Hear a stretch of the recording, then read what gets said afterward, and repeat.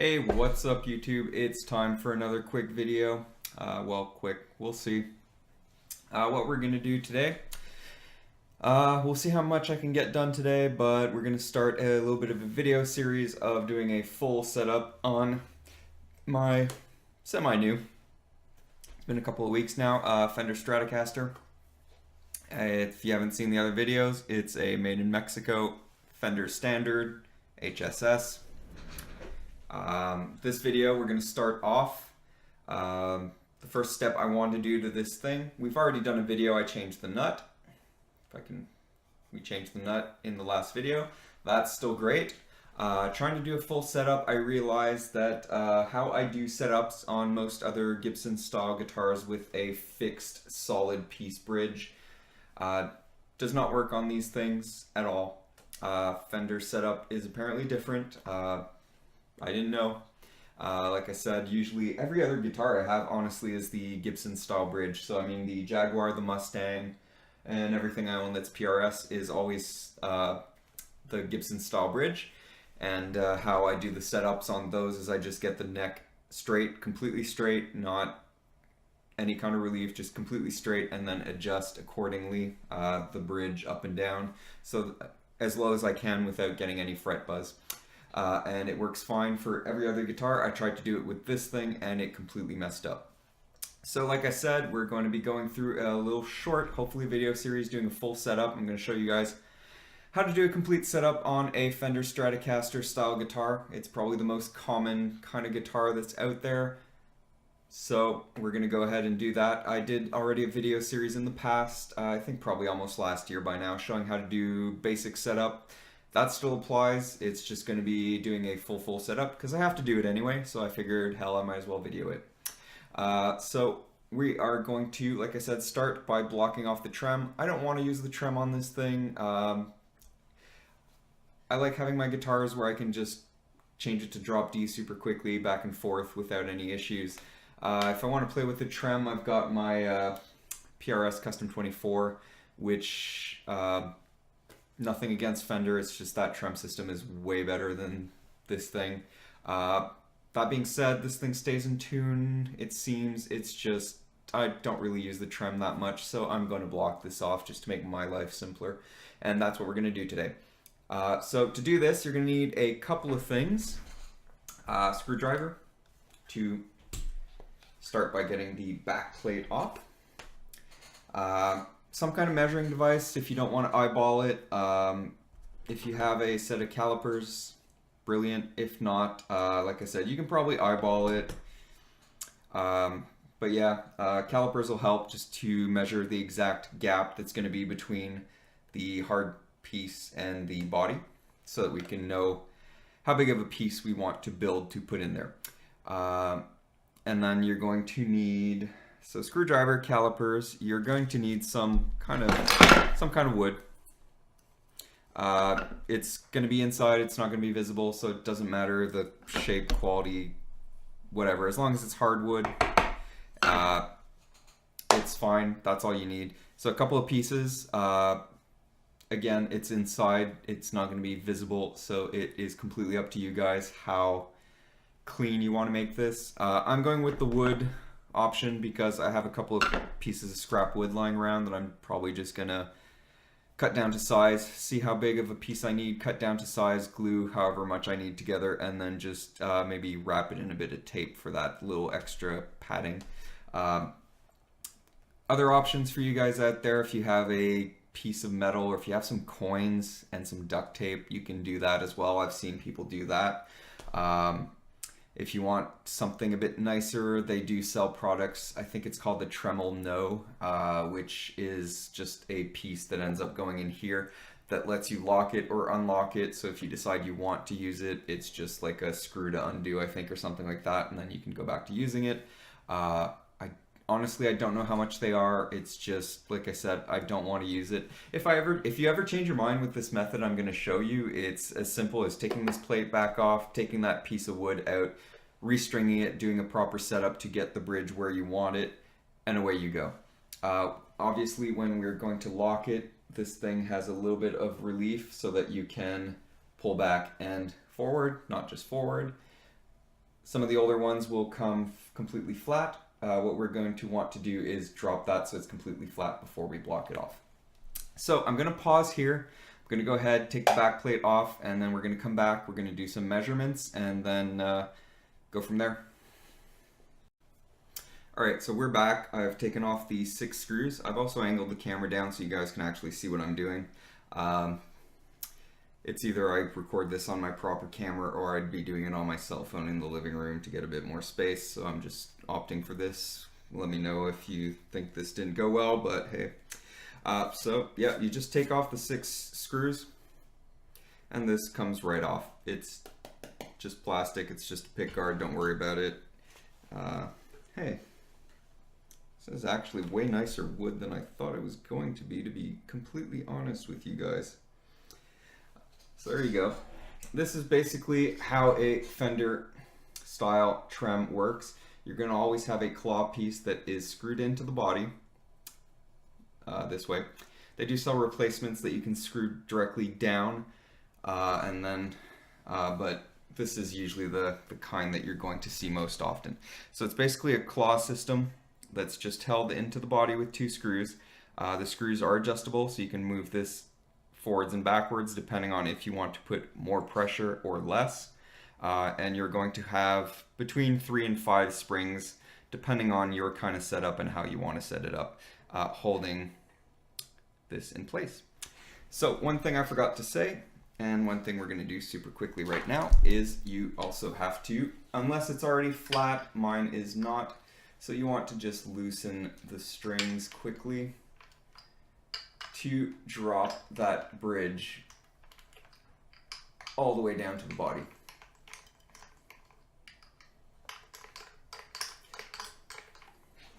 So we're just doing that super quick here with a little tool. Optional tool, if you guys have at least one guitar and you change strings, which you really should be changing your strings, this thing is going to cost you like a couple of bucks, and it is just a beautiful time saver, unless every single one of your guitar has locking tuners, in which case this thing is completely useless. That is flat. So you can see now we've loosened the strings and the bridge is completely flat and against the body as much as possible. That is as far down as it's going to go. So now what you want to do is just quickly take your calipers and measure the gap, and what we want to fill here is just this little gap here between the body and the bridge. Depending on the model of your guitar, it might be super thin like this, it might be quite wide. So we're just going to go ahead, use the calipers to just quickly, and they don't even fit in there, this is such a small gap. There we go. What does that say? Again, calipers, I opted for the digital because I'm just lazy and I don't want to have to read and do conversion. So this is just a digital caliper. I think this was about $42. I'm in Canada, so Canadian price as always. $42 Canadian from Canadian Tire. And yeah, here we go. This does seem to be exactly the size we need. So 0.28 inches, and why I bought this one, and like I say, I can just press this button here and it'll tell me in metric. So if you're using metric, 7.13 millimeters. So now what you want to do is you can pretty much set the guitar aside for now, because now what we have to do is find a piece of wood that is going to be as close to that as possible. Like I said, I've got a couple of scraps here, so I'm just going to go through them quickly and see what I can find that is the closest, and it looks like it's going to be, yeah, this looks like it's going to be this thing, and I'm going to have to cut it down anyway.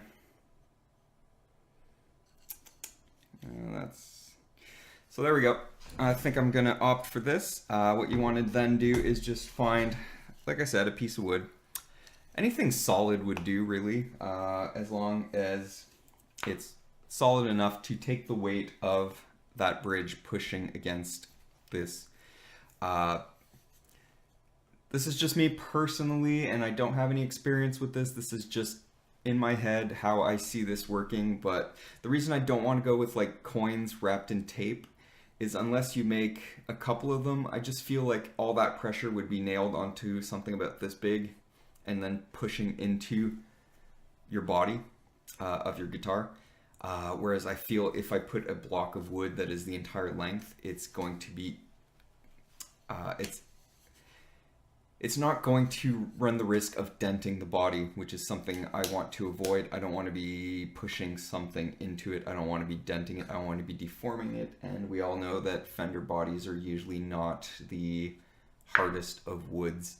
So I just personally, and again, this is just me. I have no experience of this, but I'm just saying, if it was me and I was going with the coin option, what I would do is at least 2 or 3 of them to line up and maybe even tape them together and make sure they didn't move, just to have a more of a surface area that was pressing against it, not just one set of coins. So I'm gonna go ahead, I'm gonna try and cut this down as much as I can. Probably gonna use this, I'm just gonna remeasure again and make sure. Gonna go have another look, see if I don't have anything a bit thinner. And then we're gonna come back, we're gonna fit it in, and I'm gonna show you how it blocks off the trem. Alright, what's up? We're back. It's still the same day. It's only a couple of, like maybe 20 minutes, not even later. I just changed shirts because I was woodworking and didn't want to get my maiden vest dirty. So we have roughly the size of block we need to block off the trem. Once you get down to this part, it's important to take things slow. Just come back, see if it fits. You can see here it fits, but this one end is a bit thicker than the other, which is fine. It's not by much, so we're just going to go back, and you want to sand down a little bit, recheck, sand down, recheck until it's a perfect fit, or as close to perfect as possible. Actually, you know what? I think I might actually even leave this as is if the back plate fits over, which it does seem to.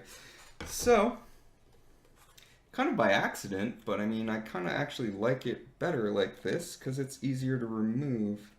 So you see, it just kind of sits and that little extra edge catches on the top, which means we've now blocked off the trem.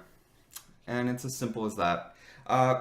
I didn't mention earlier, but you should also measure the size here. It doesn't have to be the whole width, like you can see here. But like I was saying earlier, to me anyway, I might be wrong, who knows, but Fender's not, like I said, especially in the Mexican and actually even in the American ones, I think they still use stuff like poplar and basswood, which is kind of softer wood. So I would not go with anything too small here. I don't know, I'm just paranoid that it would put too much pressure and it would end up denting the body if you put something too small. So there we go. We have now blocked off the trem. I'm going to pause quickly, screw the plate back on, and then we're going to tune back up, and I'm going to show you guys that that bridge is not going to move. Alright, so we're back. The back plate is back on. We are pretty much tuned up. Strings are going to have to stretch a bit, so let's just double check.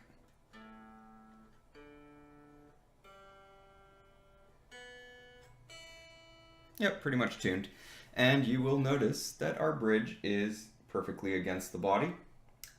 There's a little gap back here that's just by design, but if you look from the side, it is completely on the body, and the block is doing its job. Let's not break anything. The block of wood we put in. Normally what will happen, like I was trying to explain before when I had this open, is you've got the bridge that's held by the springs, if you remember. The springs are pulling the bridge this way. The strings are pulling the bridge the other way.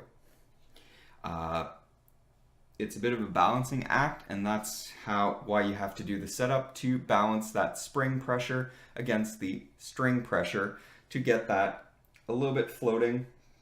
I think it was, I don't remember the exact measurement. You'd have to look it up online. I'm blocking this, so I don't care about it anymore. But if you're doing a full setup and you want to keep that trem floating both ways, you have to, like I said, put on the string gauge that you want with the tension that you want to the tuning you want, and then adjust with the claws and the spring in the back to get that to balance where you want it. We've blocked it off. I didn't touch the springs. Technically we could have put more springs to add more pressure the other way. I'm never going to use the trem. Trem arm is off. It's going to be going into the case with this thing. So yeah, it's blocked, which means this won't move anymore. So you can easily go to drop D, go back to E tuning. If you want to go to D tuning and then go back to standard E, you won't have to mess with the floating bridge. And this cost a grand total of, if you've got scrap wood at home, nothing, just a bit of your time. I mean, if you need to go buy a piece of wood, just measure. They probably won't sell you a tiny little block of wood. If you have friends, family that do any kind of woodworking, have done renovations on their house, anything, you can probably find a small piece of scrap wood easily enough. If not, just go buy like one piece of wood, the smallest thing they make. Try and get the thickness to what you want, or you can always cut it the other way, I guess. But the most work that took for me to do this, I actually found a piece of pine that I had bought extra when I was putting up perforated board above my computer here.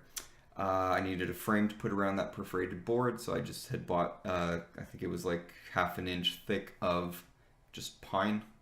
So it's kind of a softer wood, so which made it easier. I just cut it to the thickness I needed, and then using a knife I just kind of split it in half, and that was basically it, and then a bit of sanding. So there you go. Like I say, if you're never going to use the trem, you don't want to use the trem, and it's driving you nuts because you want to change your tunings, it's just going to be more stable if you block it off. If you're never going to use it, there's no reason to not block it off, to be honest with you guys. It's going to be more stable for tuning. It's going to be easier to detune, retune everything if you're changing your tunings. And it costs hardly anything, just your time and possibly like a couple of bucks for like a piece of wood. That's it. Most people have all the rest of the tools, and most people are probably going to have some kind of scrap wood lying around anyway. So there you have it. Quick little easy video. Part 1 of the setup. We'll be back for part 2. I think I'm going to do it today as well. But we'll see. So we'll be back. This was part 1 of the full setup of a Fender Stratocaster.